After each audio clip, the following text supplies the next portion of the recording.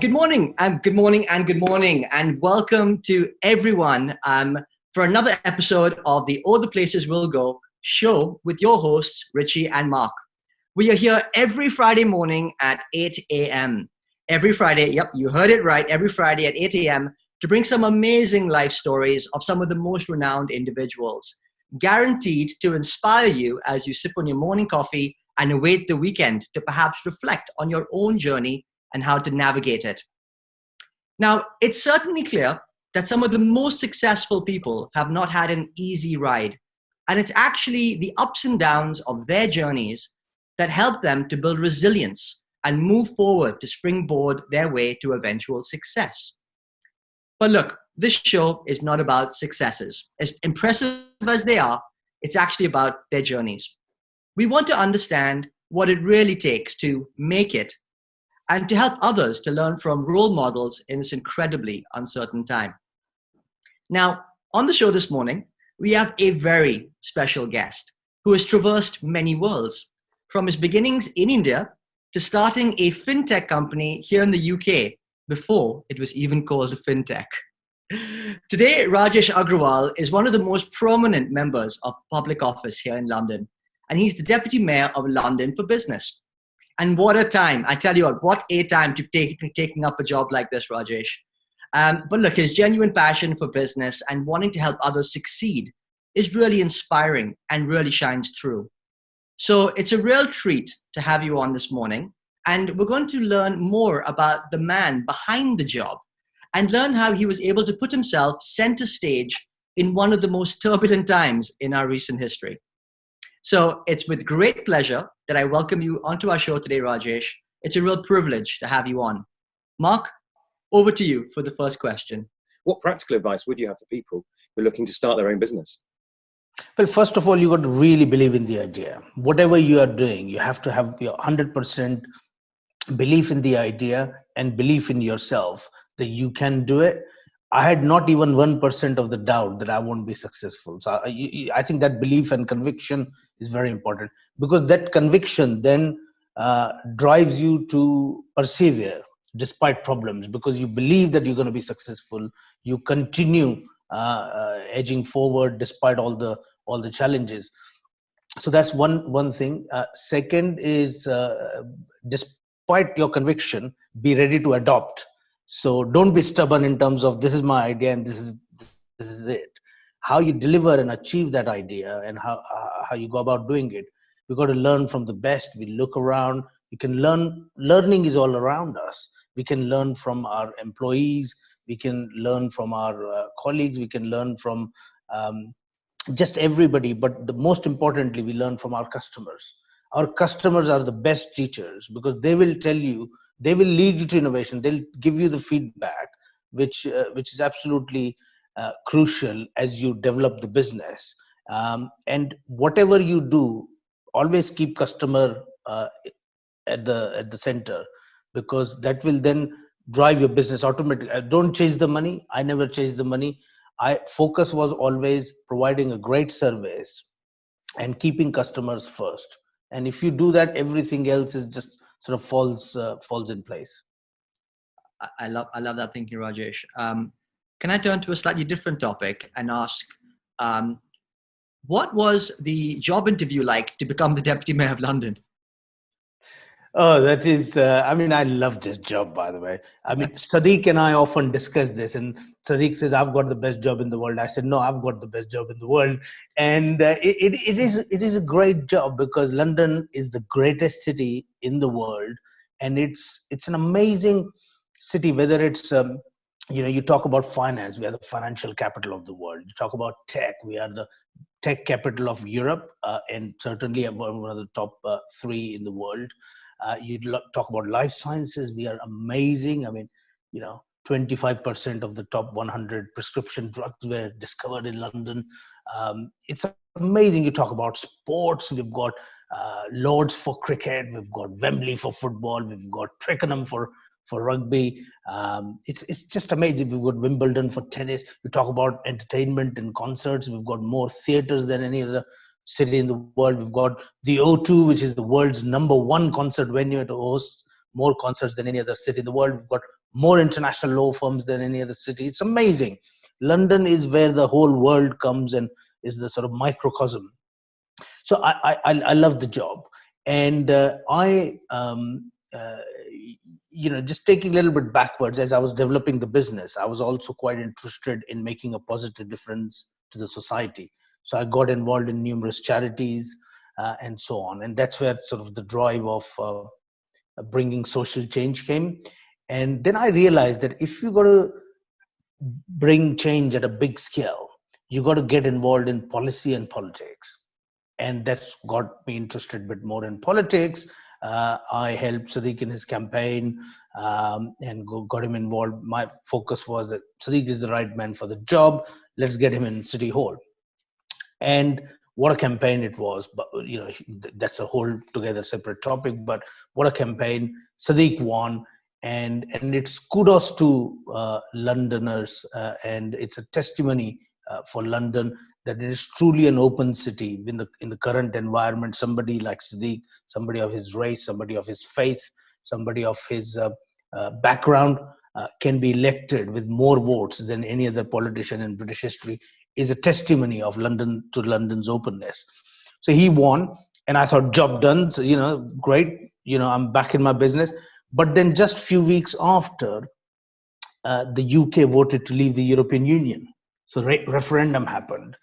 And that's when Sadiq called me and said, look, can you help me in City Hall? So I was headhunted as opposed to a typical job interview. Brilliant. I love that.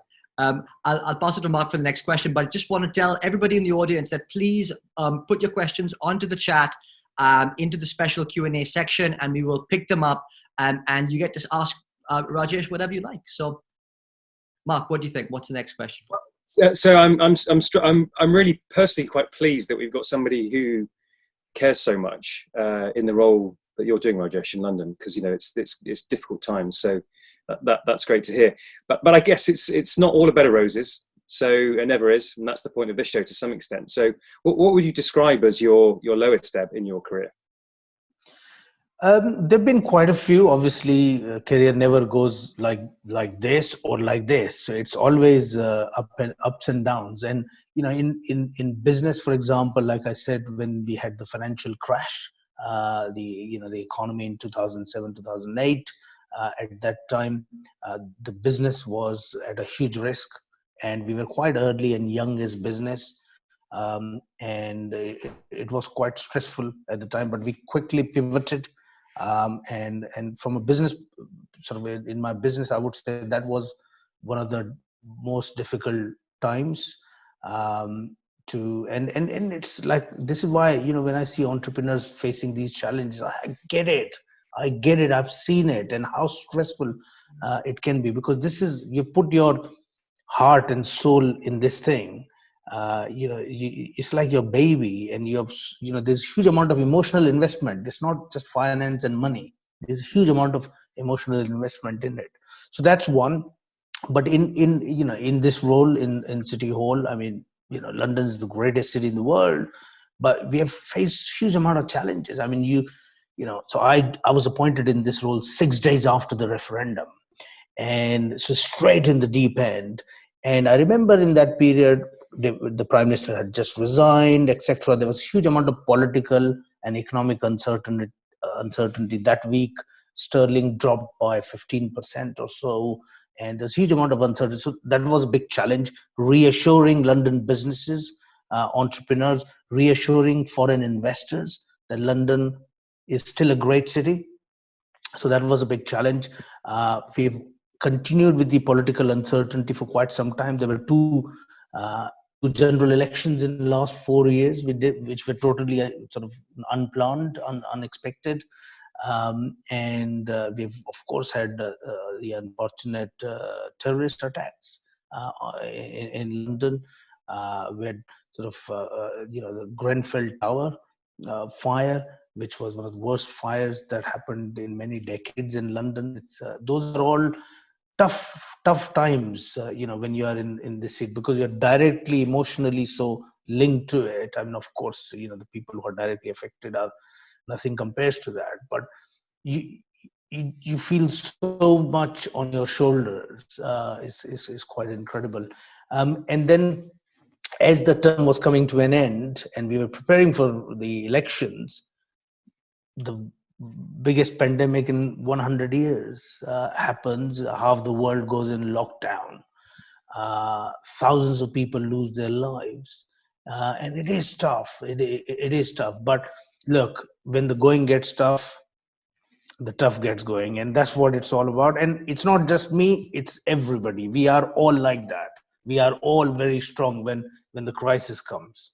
So Rajesh, what you're describing is that you've not had the simplest of times.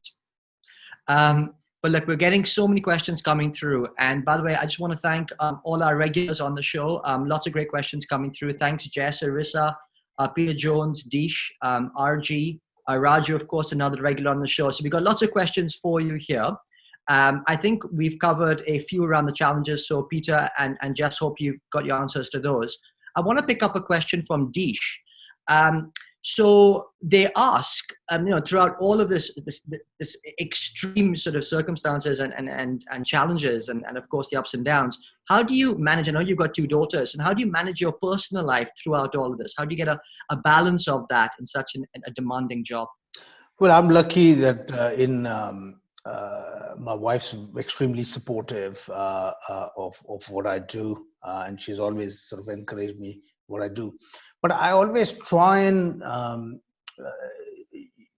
try and spend time with me. I think it's hugely important that you spend time with your family and have some balance, because if you don't do that, then you'll burn out, and secondly, you lose your sanity, I think, to a certain extent, if you just.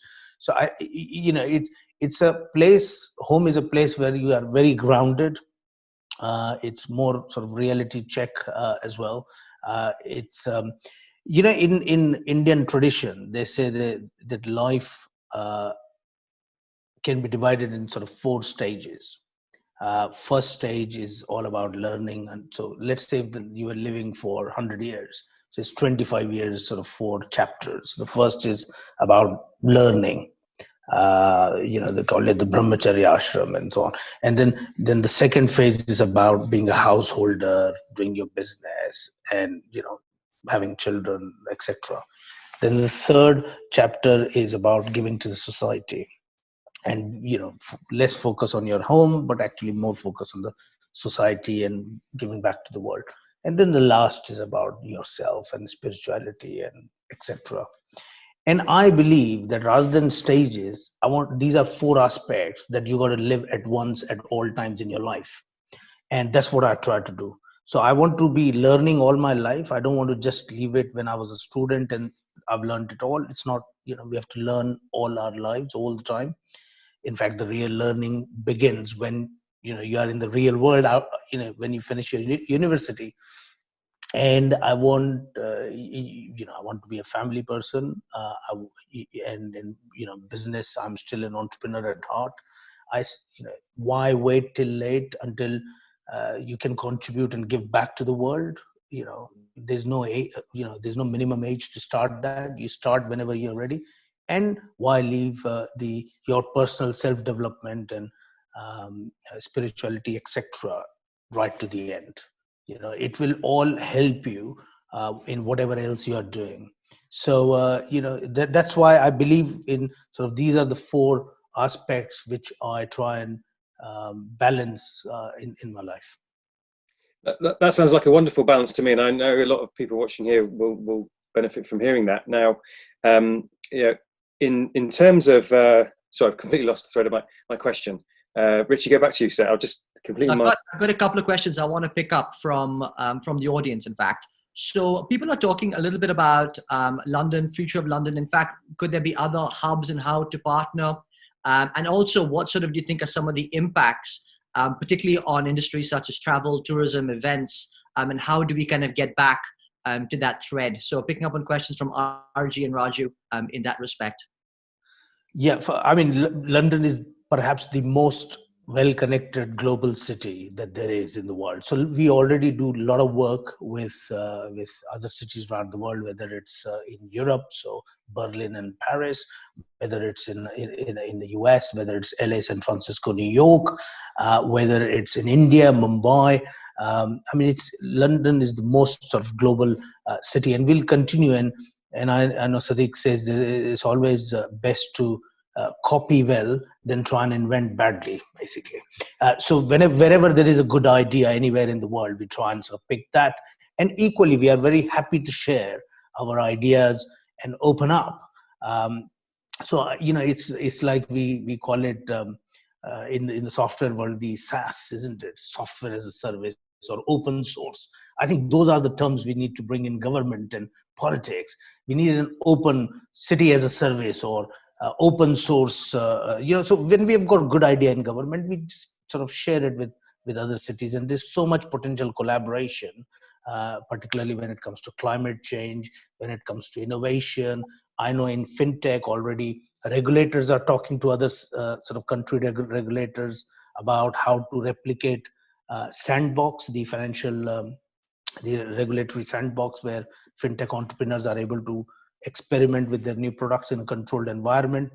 So there's a huge amount of international element to London, which will always continue. The worst hit industry in the current pandemic is the travel, tourism, leisure, events. I mean, these are hospitality. These are huge industries in London. I mean, as somebody who's responsible for promoting London worldwide for tourism, and I know, last year we had 21 million international tourists in London. So London receives more international tourists than any other city in the world. And of course, tourism right now is like virtually nothing, right? And so that's a big impact on London's economy and all the related industries. But I believe, first of all, that when things get better, and when the pandemic is over, tourism will flock back into London. I've absolutely no doubt about it. We are already doing a lot of work to make sure that London is on top of the minds of the international tourist when they start reconsidering. So we have launched something called Virtually London. So we are promoting a lot of London tourist destination virtually, so people can take advantage of that. My team also runs Visit London, which is the number one, the official tourism website for London. I mean, for events, London is the biggest sort of events city in the world, and that those not just sort of sporting events. So if you remember last year, we had the Cricket World Cup. And on the same weekend, we had Wimbledon. And on the same weekend, we had not far from London in Silverstone, the Formula One race. So three big global sporting event in and around London. Absolutely phenomenal. Only London can pull this. But the entertainment, Euros were planned this year for in London. So it's a huge change and big impact on these industries. But I know that some of these are adopting already. Just a couple of weeks ago, we had London Tech Week. For the first time, the entire Tech Week was all virtual. If there's one industry that can adapt to it, is the tech industry. So I believe, and that's why the mayor and I keep on lobbying the government that this is the time to support businesses, especially now that we are seeing a second wave and the restrictions have been increased. This is the time to increase the support, not to decrease it. So, Rajesh, apologies for my brain lapse. I guess we're all beautifully imperfect. There we go.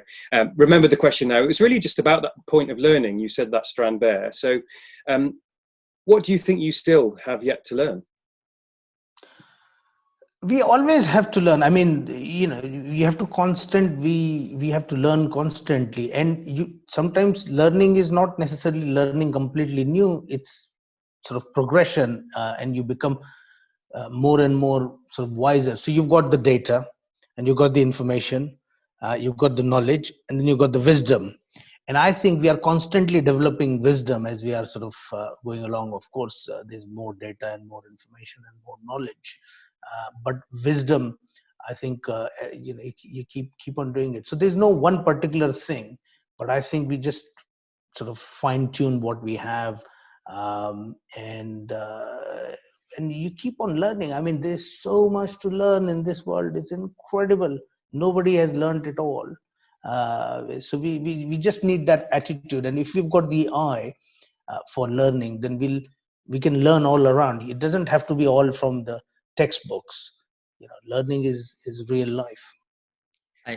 Who have you learned most from in that sense? Who's the wisest person? Oh gosh, I don't think there is one, and I don't think anybody should think that there is one person. I think again, learning is an attitude, and if a person has that attitude, then you learn from all around you. I mean, I remember this incident when I was in 1000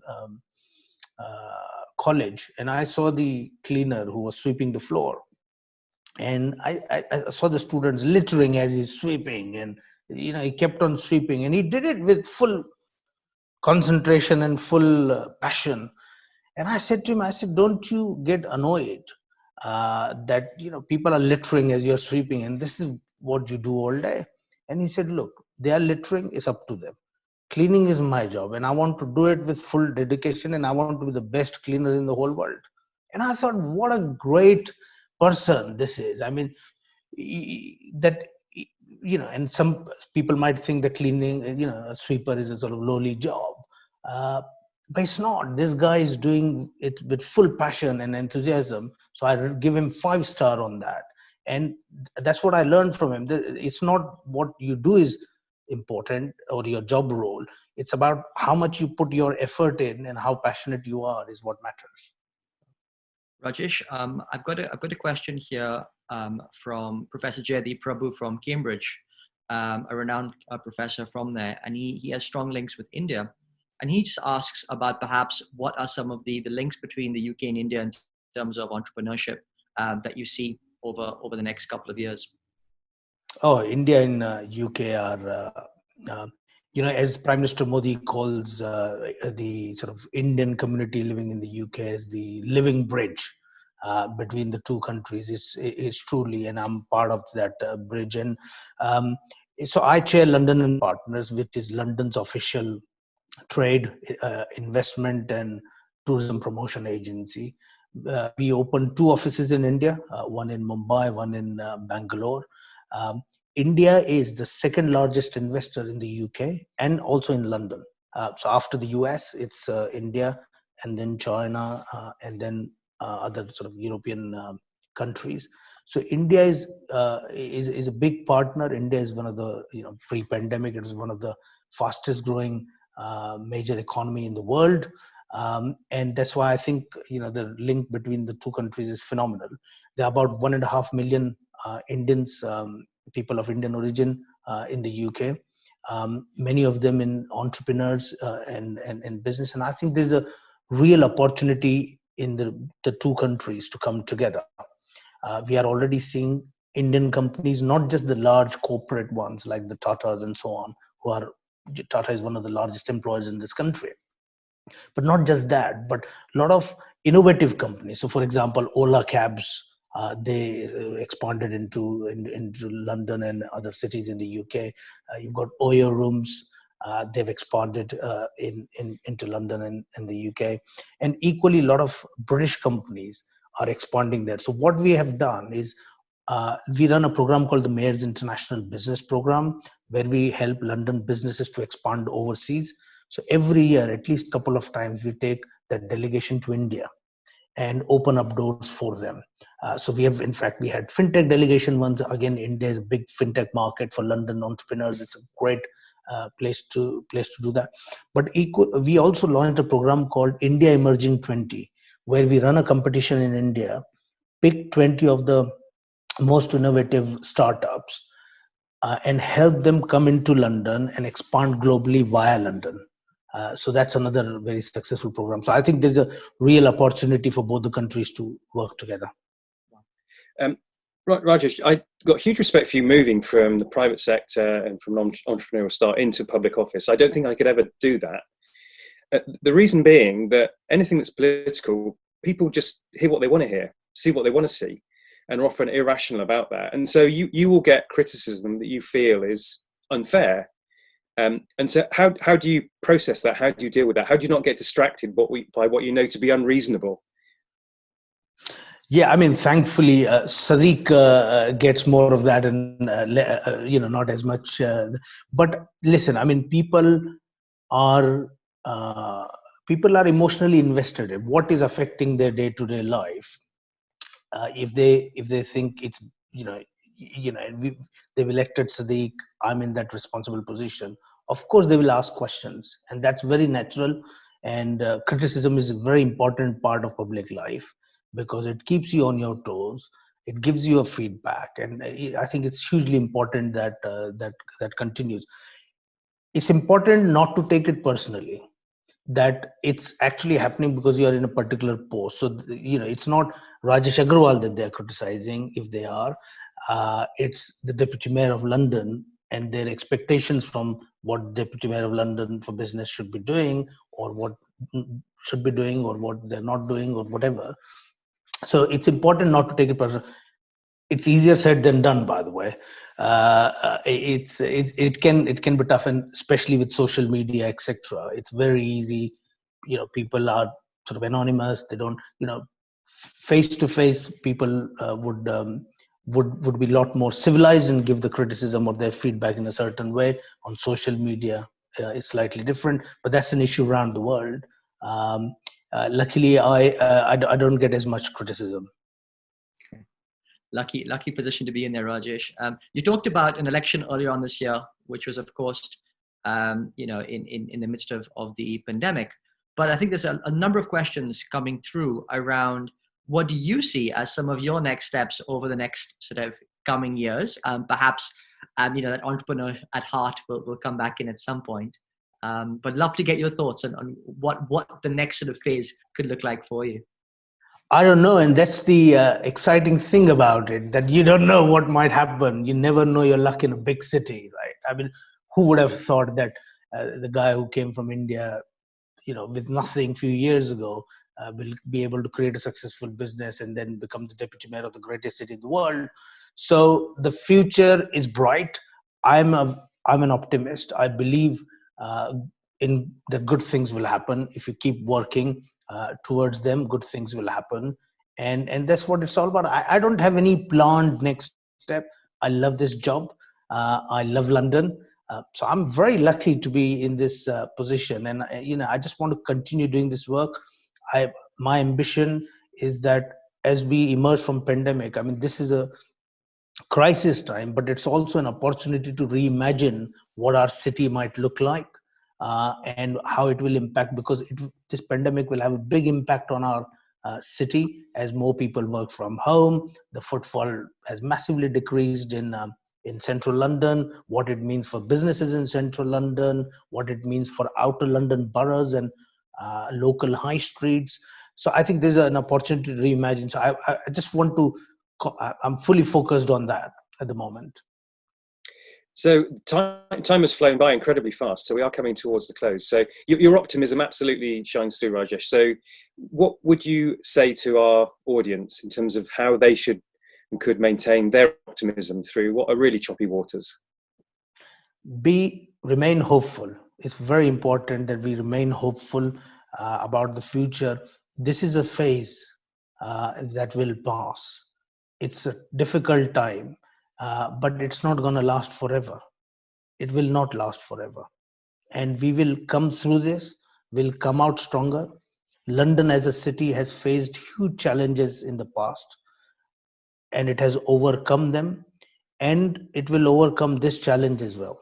And I'm not saying this as just a blind optimism, but history has proven this, that this city and this country is hugely resilient, whether it's the plague, whether it's the Great Fire, whether it's the war, all those things. We've come out stronger. So we will come out stronger. And I believe in the human spirit at the end of the day.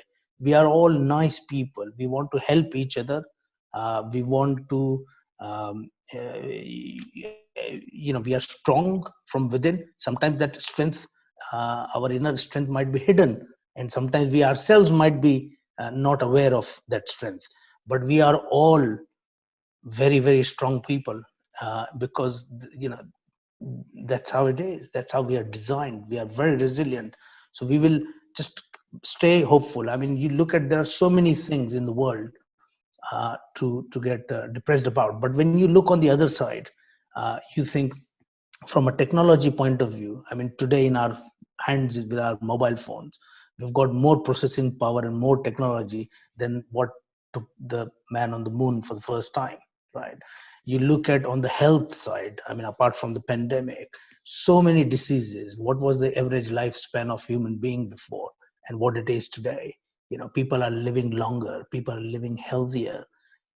We talked about, so many other things. There's future. I mean, I look at young people, and people are not obsessed with owning things. People, there's a whole sharing economy where people are more environmental conscious. Young people particularly are very sensitive to their wildlife, very, very sensitive to the environment, to the world. So there are so many positive things. So I'm very positive and hopeful for the world. Rajesh, thank you. Honestly, it's been an inspirational session for me, and I've learned so much from it. The one thing, if I just may say to close, that I've really taken away is when you said, "Who would have thought?" ... And I think that sums up so much of your positivity, your attitude to life, about kind of constantly striving and trying to achieve more and better, with just such a sense of optimism.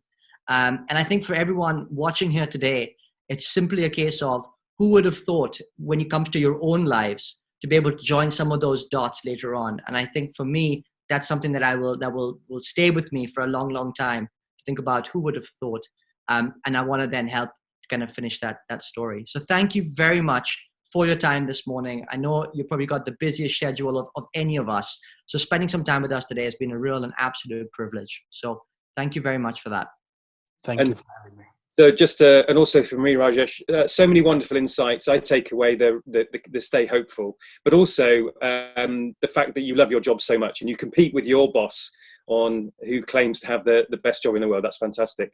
So thank you everybody for dialing in. Next week, just a headline, we've got Rory Sutherland, who's chair of Ogilvy Group in the UK. He's also a global TED speaker with over 7 million views. He was president of the IPA, and he's an absolute expert in behavioral economics and an amazing ability to understand the beautiful irrationality of human beings. So thank you again, Rajesh. Thanks for dialing in. Have a great weekend and see you all next Friday.